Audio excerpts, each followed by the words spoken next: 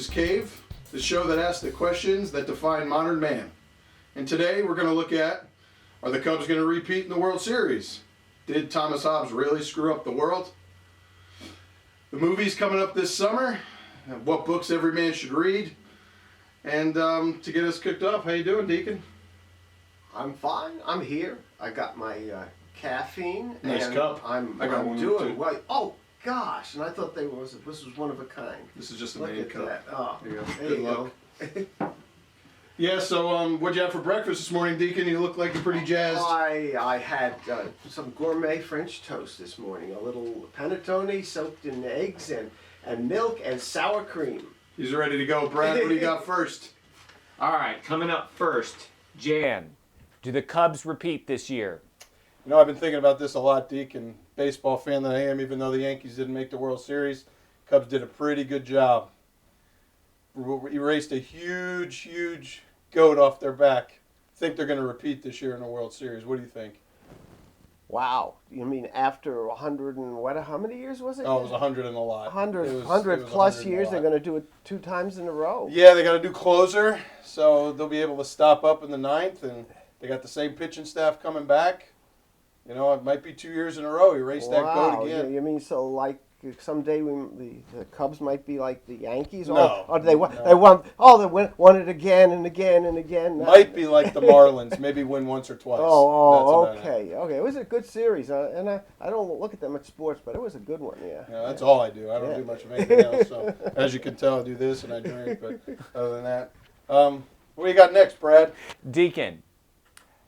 In today's society, it seems as though many people are confused about the difference between their personal desires and their inalienable rights.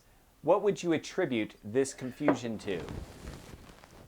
There are a number of things, actually, but one of the key players in this scenario that brought us to where we're at now is a man called Thomas Hobbes, who talked about rights and desires, and came to the conclusion that it's government's role to arbitrate between people because people are totally self-centered. I'm not. And with the exception of my colleague here, everyone else in the world, including maybe even me in my worst day, is a little self-centered. So therefore it is government's role to help people to balance off their rights. Otherwise, he said literally we'd wind up killing each other. He had a very dim view of human beings. Oh, Yeah. You must be a Cubs fan. Well, yeah, a dim view, Or a Marlins but fan. one that lasted for over a century, though. That's something to be said for that kind. Does he fish? No, he. I'm afraid. Back in the day, you paid other people to fish for you. Because I know a couple people that fish that might be like that. Well, yeah, being ready for failure is probably an essential part of my fishing experience. Well, Yes. that's another show. Yeah, so. yeah. I mean, any fish you might incidentally happen to catch is just purely a bonus. Yeah. I've never caught a fish before, so. Oh, for real? Never. Oh my God! These hands have never touched a live fish. By choice? Well, I never caught a fish even by accident. So. Sometimes I catch most of mine by accident. You know, I didn't even catch one by accident. So I know a couple people that only virtual fish, but those are. Oh yeah, They're on someone we another both show. know and Yeah. quote unquote love. Yeah. It's a big quote. What do you got next, Brad? All right, summer's coming up. Which big blockbuster are you looking forward to? I don't know. There's a bunch coming out. I'm sure there's going to be another Avengers movie. There's probably going to be another Cars movie. I doubt there's going to be another Wizard of Oz. There's really only one. But I'm looking forward to Planet of the Apes. I mean, Been a long time since the last one was done. You know, Yeah. Planet of the Apes was actually a big social commentary if you look at it. Yeah, it was. Yeah, I never saw it until I saw it it was. last Yeah, year, yeah. I think. Because here's like 2 different races of creatures in competition with one another. I think Hobbes might have had something to say about that scenario. Oh, Thomas Hobbes. Yeah, Thomas. Yeah. Was there actually apes in the movie? Because Because I've never Well, seen it yet. I'm looking forward to the next one. I've There never were seen the people first one. dressed up as apes. Oh. Oh yeah. There wasn't real apes in No, it. they haven't arrived at that degree of sophistication. Oh. We're working on it. Well, I guess I'm looking forward to a next summer blockbuster because I'm not. If they're fake apes, I'm not going to watch it. Well, they're very convincing fake apes. Okay. All right. Well, you could see one of them riding on a New York subway and wouldn't think nothing of it. Yeah. it wouldn't be the first time I saw anything weird in New York. I mean, grew up there, seen it all.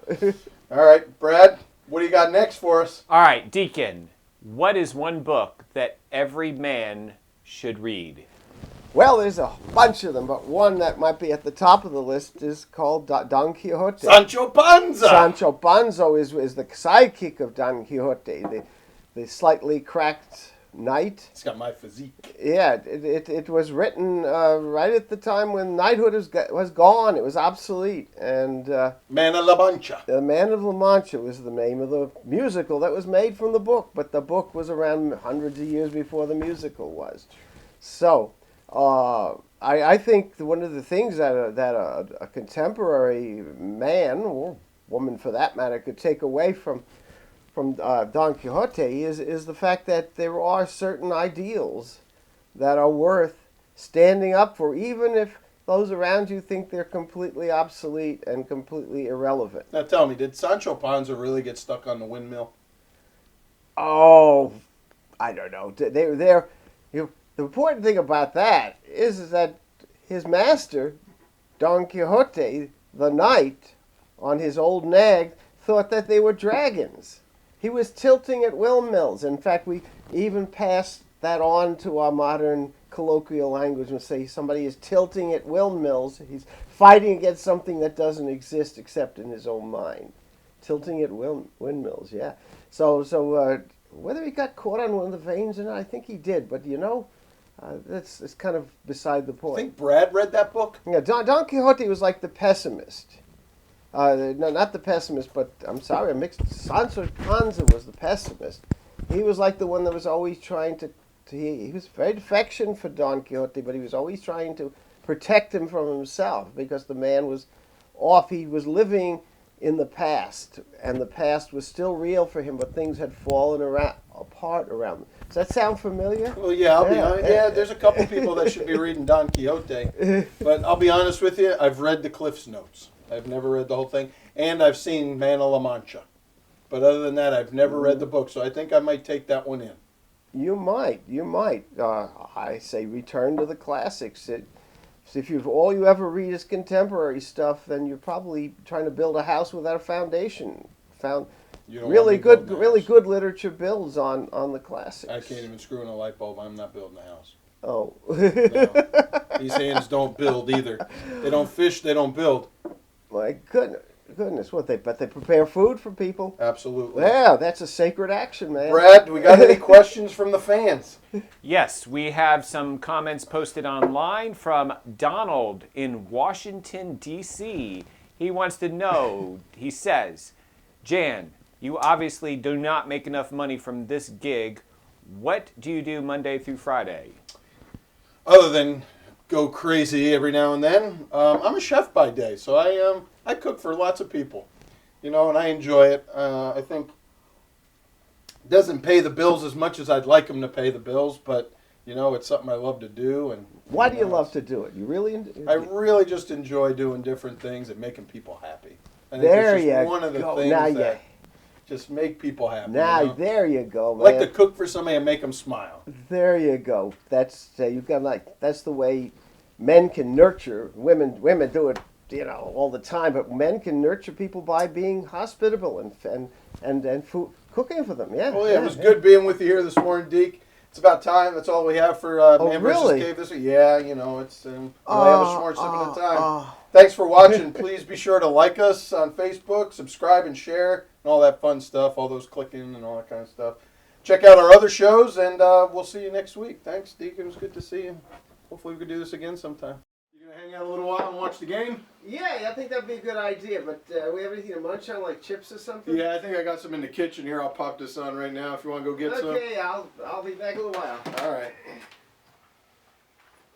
Hey, Jan. Hey, whoa, what are you doing here? How'd you get past security? Well, your wife let me in. Oh, we gotta have a discussion about that. What is all this cool stuff? Well, this is for our show Man versus Cave. Man versus Cave. That's really cool. We could use this stuff. What for? For my show. You ain't using my stuff. Yeah, girls! Whoa, that's my table. Whoa, Willie Sturgill. Oh my goodness. What do you got going on here? Hey, that's my jersey. That's Cal Ripken Jr. That's Ken Griffey Jr. That's the 93 Florida Oh, you can throw that in the garbage. That's fine. You can have that one. What are you going to do with that?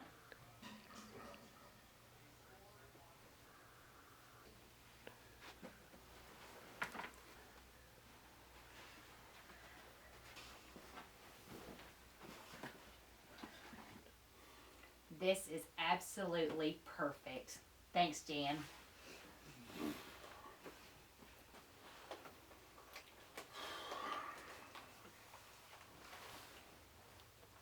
What in heaven's name went on here? How are the chips? Makes me want to eat.